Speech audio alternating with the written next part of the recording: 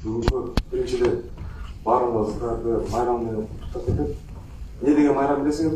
Кыргыз тилинде. Канчанчы жыл подписан бул? 89 жыл. Ошол Кудай буйрса биздин кыргыз тилибиз бай тил.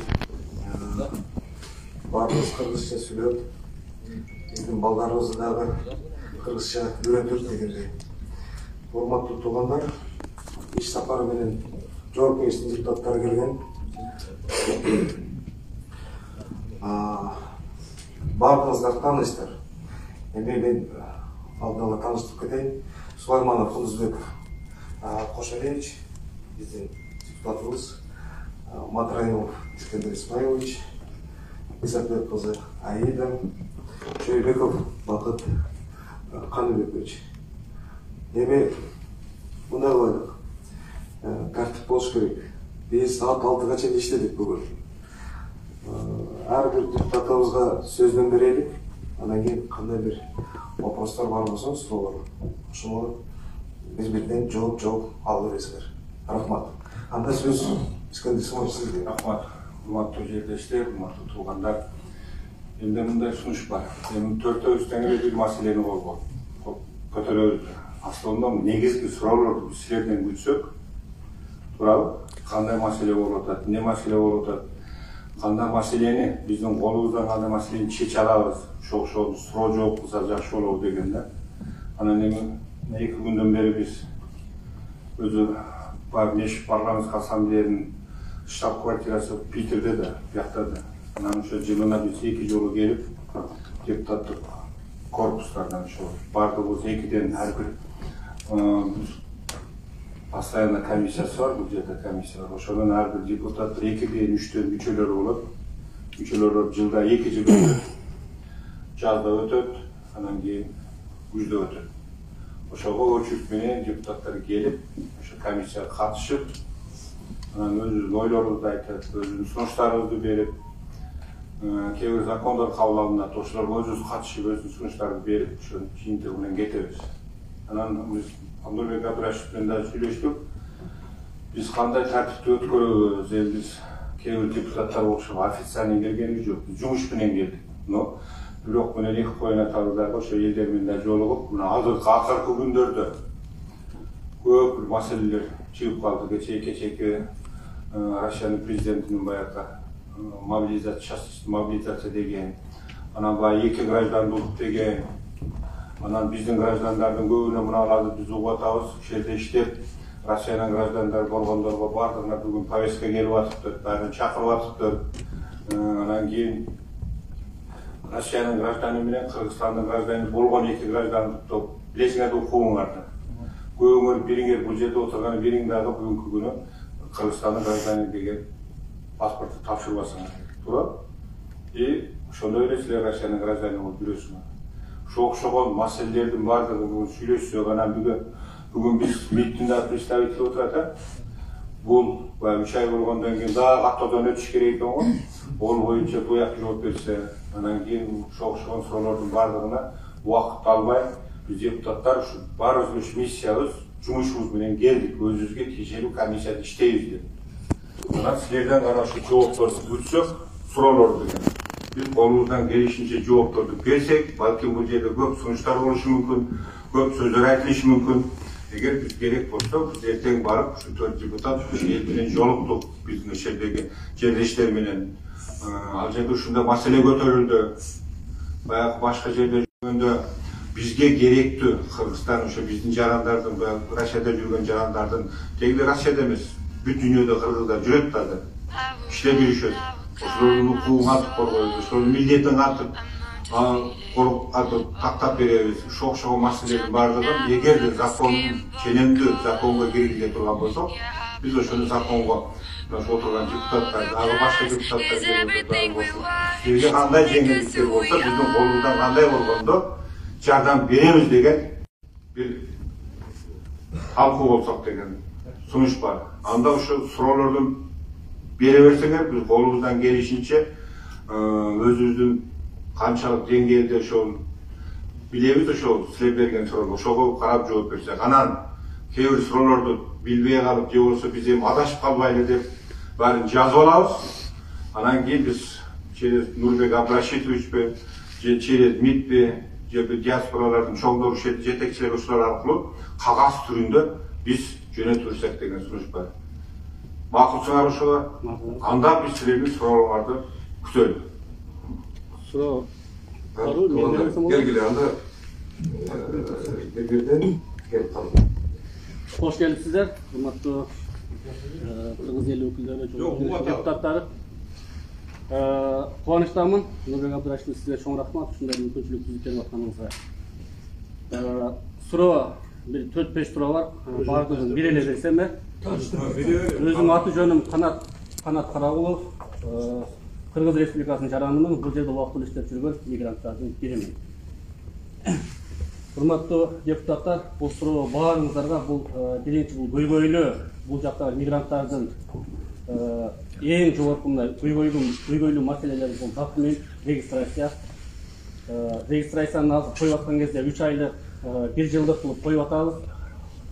Мен башка мисал кылбай өзүмдү мисал кылып кетсем, эгерде мен өзүм жашаган жерге регистрацияга турбасам, бул да бир өтө чоң көйгөйлүү маселе болуп атат. Мени билип калган болсо, кармалган болсом, мени штраф кылып биринчи жолу, экинчи жолу депортация кылган чейин барып атышат. Bunday талап мурун жок болчу. Мен иштеген жериме же бир через посредниктер аркылуу башка жерге деле регистрацияга туруп, бала чакамды ата-энеме жардам берип жүргөнмүн. Азыр бул өтө бир чоң маселе болуп атат да. Ушуну мүмкүн болсо бир жөнөкөйлөштүрүп, ушу жогорку кеңештин трибунасында айтып, биздин бийлик менен Россия Федерациясы менен кең атасы сүйлөшкөнгө ушул биздин үнүбүздү жеткиресиздер деген ойдомун. Экинчи суроо. Медициналык полис тууралуу. Бул жерде баардыгыбыз Евразиядын алкагында Кыргыз Республикасы жана 5 мамлекет бири-биринде кенен кесир жүрүп, жана медицинский полис жасайт. Официалдуу иштеген адамдар биз бекер Россия Федерациясынын атынан бекер зарланабыз. Эгер ооруп калган болсок, кандай болбосун. Бирок биздин балдарыбыз бар, бул жерде кичинекей балдарыбыз бар. 18 жашка чейинки балдар, мектеп курагындагы балдар, андан кичинекей. Олордун жөн эле медициналык ооруканага көзөмөлгө алып барганыбыздын өзү бир чоң акча болуп атат. Ошолорго, жаш балдарга дагы эгер ооруп калган болсо, аябай бир чоң акча алат да, күнүнө бир 10 000 рубльден акча алышат. Бул ушуну дагы бир ата-энеси эгер официалдуу иштеген болсо, балдарды ушундай медицинский полис жасап берсе болобу? Ошол тууралуу да маселе көтөрсөңүздөр. Экинчи маселе, биздин жарандар Кыргызстандан бул жака учуп келип аткан учурда ковид деген бул Россияда алынган. Бизде ошо справканы жасап, оны тапшырбай кетишти ковидке каршы. Сатып алып, 1000 сомдон 3000 сомго чейин сатып алып, аэропорттон келип атышат. Эмне үчүн Кыргызстан ушуну албайт дагы деле? Буну эмне тоскоолдук болуп атат? Эми ушуну дагы карап койсоңуздар, урматтуу депутаттар.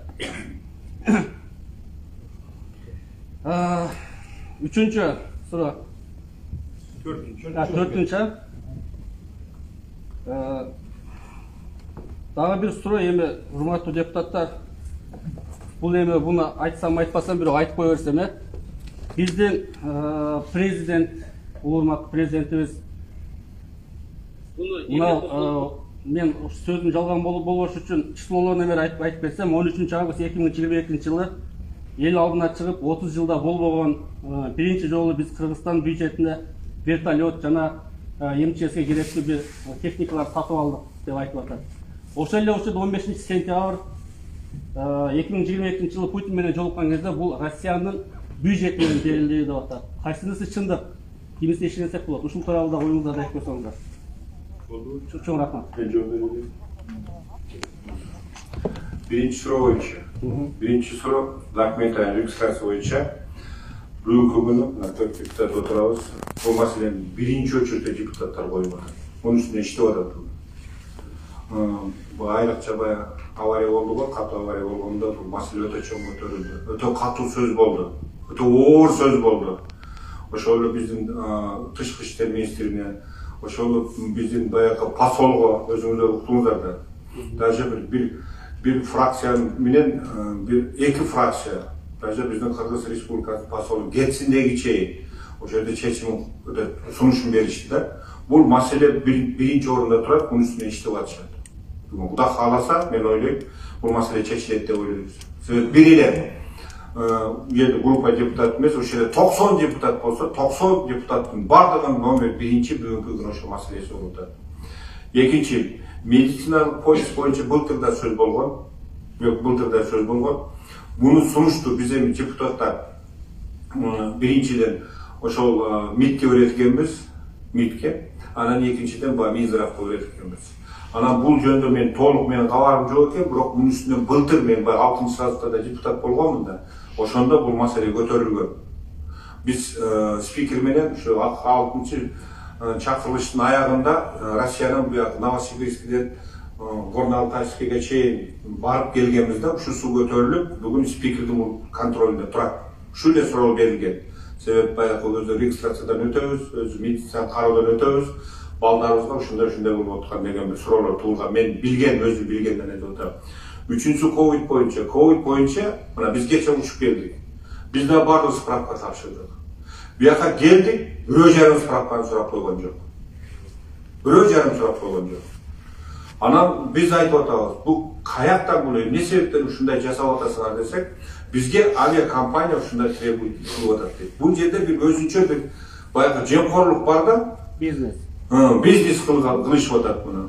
Анан баягы Кыргызстанга бизде ковид справканы требует этпейт да, биз кетип атканда. Анан биз келип атканда дагы мына биз өзүбүз ошол жерде срочно тапшырганга туура келип атат. Буну кечээ Улукбек Ормонов, анан да 3 депутат катуу көтөрдү.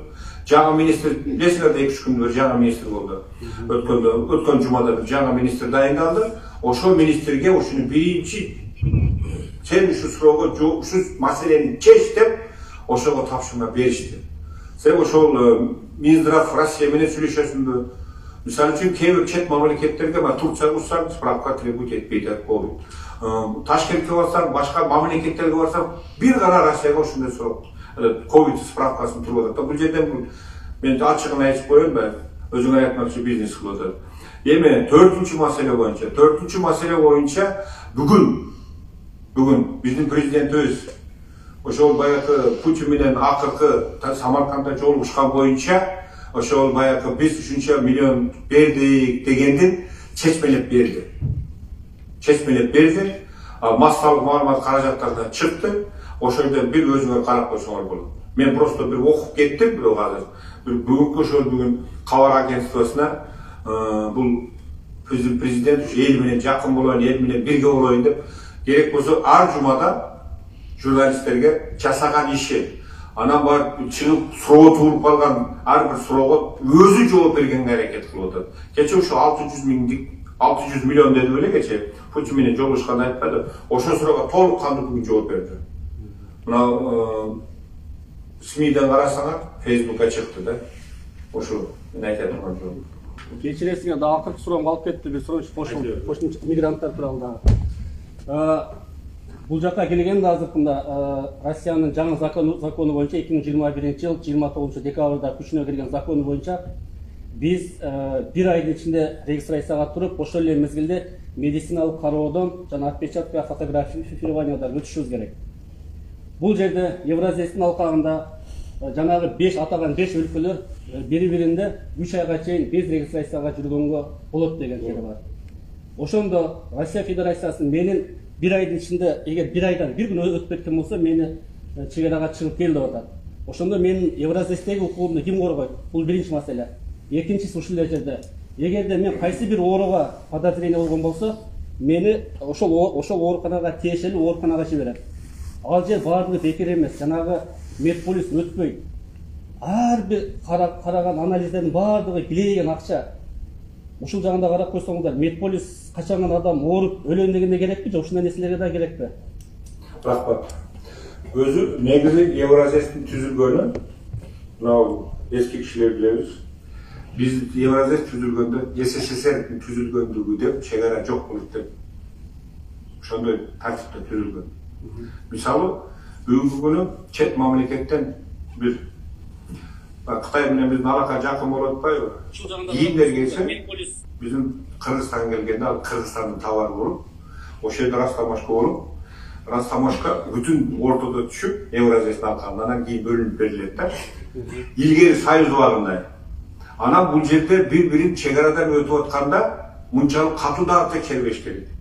Мына биздин көп товарлар, айрыкча баягы мөмө жемиш кайтарылып атат дейт, тосулуп атат дейт, жолду тосуп атат дейт. Бул жерде мындай да Евразиястын түзүлгөнү биз үчүн мына айрыкча мигранттар үчүн жакшы эле болду биздин. Туурабы? Канчалык болгондо дагы башка мамлекеттерге караганда бизде бир аз жеңилирээк. Бирок эң жаманы ошол жердеги ички ошол министрликтин кээ бир нерселерди ойлоп чыгарып алган биз жое албай атабыз да. Аны моюнга алышыбыз керек. Моюнга алышыбыз керек. Себеби биз бүгүнкү күнү бизге келген Кыргызстанга болгон бүгүнкү кандай гана Евразияска мүчө болуп келгенден кийин кандай жеңилдиктер болсо бирин баарын сактап атабыз. Кыргызстан аткарып атат. Анан бир аз казактар жол тосуп атат. Мына фуралар турат дейт 150дөн. Фактически булар өткөрүш керек. Ал бизден бүтүн документтерди алып, бүтүн документтерди толкун чегарадан гана паспортун текшериш керек. Анан эгерде ошо жүк подозрительный болуп калса, аны ошо рентгенден өткөрүш керек, калганын текшеришке максат болуш керек да. Бизде ошол маселелер бар эми. Бар. Бүгүнкү күнү эгер биз баарыбыз Евразиястын мүчөсү болуп келгенден кийин биз тең ата болуп, тең укукта болушубуз керек эле. Ошонун негизинде биз ошончо түзүлгөнбүз. Мунун үстүнөн эми айтып атпайбыз, Кыргызстан мамлекети колубуздан келишинче аракет кылып атабыз. Себеп ол жерде отурган депутат болуп, президент баш болуп, депутаттар бардыгынын көйгөйүшү. Бүгүн биздин чет жакта турган жарандарыбыз официалдуу акча которуп атканда через банк 2 миллиард 700 миллиондон ашык берилип атат. Анан мен келгенде, бул келгенде тааныштан берип берген акчаларчы. Фактически бүгүнкү күнү бизге мамлекетке колуна кол, путуна пут болуп калган силер болуп атасыңар. Негизги силер күчүңөр менен биз ошол жерде үй салынып атат, жол салынып атат, той болуп атат, үйлөнүп атат. Туурабы?